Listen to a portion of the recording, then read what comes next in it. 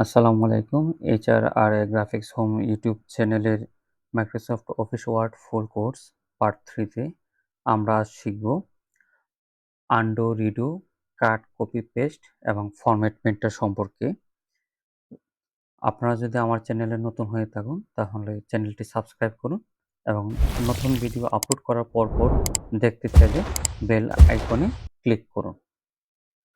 তো আমরা কাট, copy, paste সম্পর্কে জানার পূর্বে আমাদেরকে কিছু ডেমো টেক্সট নিয়ে রাখতে হবে। আমরা একটু ডেমো টেক্সট নিয়ে নিচ্ছি। Formula RAND first bracket close, open close, enter. আমরা একটু ডেমো টেক্সট পেয়ে গেলাম। এখন আমরা যে কাজটি করব এটি হচ্ছে আমরা আনডু কিভাবে কাজ করে, আনডু এবং রিডু। আ আনডু, রিডু কিভাবে কাজ করে তার পূর্বে আমাদেরকে জানতে হবে আনডু অর্থ কি এবং হচ্ছে রিডু অর্থ কি। আনডু অর্থ হচ্ছে পূর্বাবস্থায় অর্থাৎ পূর্বের অবস্থায়। রিডু মানে হচ্ছে পুনরায় করা। তার মানে আমরা বুঝতে পারছি মানে আনডু মানে হচ্ছে পূর্বের অবস্থায় ফেরত যাওয়া। অর্থাৎ আমরা যদি এখান থেকে একটি সেন্টেন্স সিলেক্ট করে আমরা সেন্টেন্সটিকে ডিলিট করে দেই, এখানে ডিলিট হয়ে গেল। এখন কি হবে? কোনো কারণে যদি আমার একটি লেখা ডিলিট হয়ে যায় তাহলে আমাদের কি করতে হবে? তখন আমরা আনডুতে ক্লিক করে লেখাটিকে ফেরত নিয়ে আসব। আমরা কোথায় ক্লিক করব? এখানে আনডুতে ক্লিক করলে আমাদের লেখাটি ফেরত চলে আসবে। সেম ভাবে আপনি হচ্ছে আনডুতে ক্লিক না করে শর্টকাট কন্ট্রোল জেড যদি প্রেস করেন তাহলে আপনার লেখাটি ফেরত চলে আসবে। আনডুর পরবর্তীতে আসতেছে রিডু। রিডুর কাজটা কি আসলে? রিডু মানে হচ্ছে পুনরায় করা। পুনরায় সে কি করবে? অর্থাৎ এখানে যে লেখাটি চলে আসছে, আমি এখানে না রেখে পুনরায় আবার পূর্বের অবস্থায় চলে যাবে। অর্থাৎ পূর্বে যে অবস্থায় ছিল ওই কাজটাই সে করবে। তার জন্য কি করবে?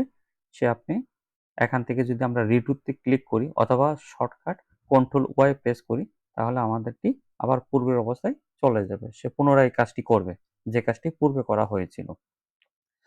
আশা করছি আপনারা আনডু, রিডু সম্পর্কে জানতে পেরেছেন। এখন আমরা চলে যাব কাট। কিভাবে কাট করতে হয়? অর্থাৎ এখান থেকে যদি মনে হয় যে আমার এই সেন্টেন্সটা এখান থেকে এ পর্যন্ত ফার্স্ট প্যারাগ্রাফের ২য় লাইন থেকে আমার লেখাটিকে আমি কাট করব। ১ম এ আমাকে মাউস দিয়ে সিলেক্ট করে নিতে হবে। সিলেক্ট করার পর আমরা হচ্ছে কাটে ক্লিক করব। কাটে ক্লিক করা হলে কি হয়? অর্থাৎ এখান থেকে যতটুকু লেখা আমার সিলেক্ট করা হয়েছিল, এই লেখাটি এখান থেকে কাট হয়ে গেছে। অর্থাৎ এখান থেকে চলে গেছে। তো আমি চলে গিয়ে কি করবে সে? অর্থাৎ আপনি কার্সারটা যেখানে রাখবেন ওইখানে গিয়ে যখন পেস্ট করবেন তাহলে সে ওইখানে পেস্ট হয়ে যাবে। অর্থাৎ উপরের প্যারাগ্রাফ থেকে আমরা কাট করে নিচে পেস্ট করে দিলাম। এটা হচ্ছে কাটের কাজ।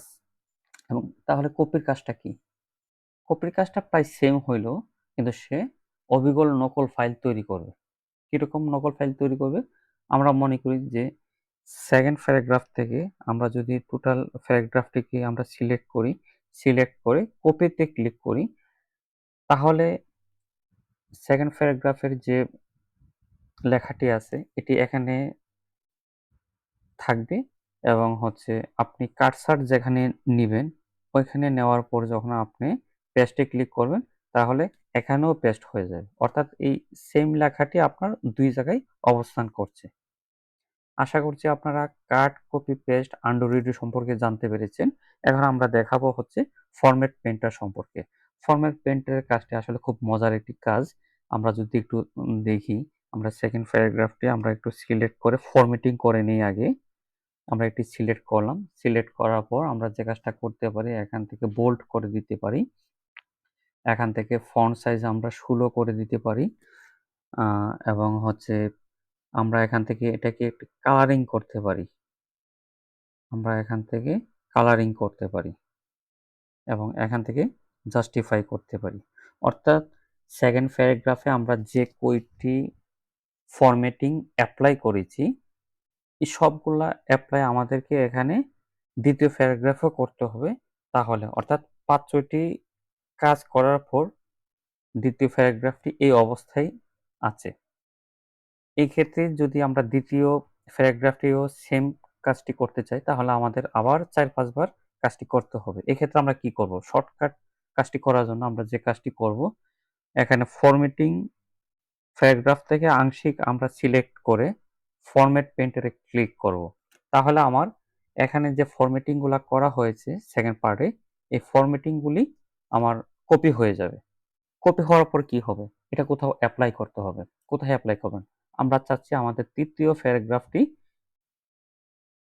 ১ম অর্থাৎ ২য় প্যারাগ্রাফটির মতো হয়ে যাবে। অর্থাৎ আমি ৪-৫ বার চেঞ্জ করব না। আমি ফন্ট সাইজ চেঞ্জ করব না কিংবা বোল্ড করব না কিংবা জাস্টিফাই করব না। এগুলা না করে আমি সরাসরি এক ক্লিকে করে ফেলব। তাহলে আমি এখান থেকে ২য় যে প্যারাগ্রাফটি আছে এখান থেকে আংশিক সিলেক্ট করে আমি হচ্ছে ফরম্যাট পেইন্টারে ক্লিক করে নিলাম। অর্থাৎ ফরম্যাট আ ফরম্যাটটা আমি কপি করে নিলাম এবং হচ্ছে এখান থেকে আমি ৩য় প্যারাগ্রাফে আমি এপ্লাই করব। অর্থাৎ এখানে সিলেক্ট করে মাউস দিয়ে চেপে ধরে আমরা হচ্ছে এখানে নিয়ে আমরা যখন মাউসের ক্লিক ছেড়ে দিব, এখন দেখেন ১ম, ২য় প্যারাগ্রাফ এবং হচ্ছে ৩য় প্যারাগ্রাফ সেম ফরম্যাটিং এ কাজ করতেছে। অর্থাৎ সে ফন্ট সাইজ কিংবা হচ্ছে জাস্টিফাই কিংবা হচ্ছে বোল্ড করা সবকিছু সে করে নিয়েছে।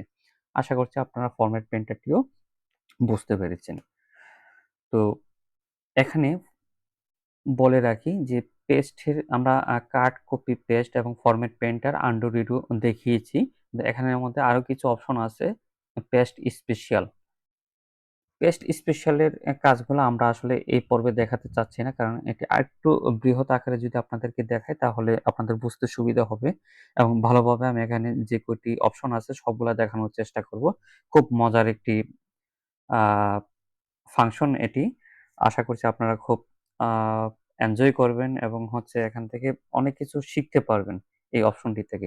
এটি আমি হচ্ছে ৪র্থ পর্বের জন্য রেখে দিলাম। আমরা ৪র্থ পর্বে আ পেস্ট স্পেশাল যে ফাংশনটি, এই ফাংশনটি আমরা দেখানোর চেষ্টা করব।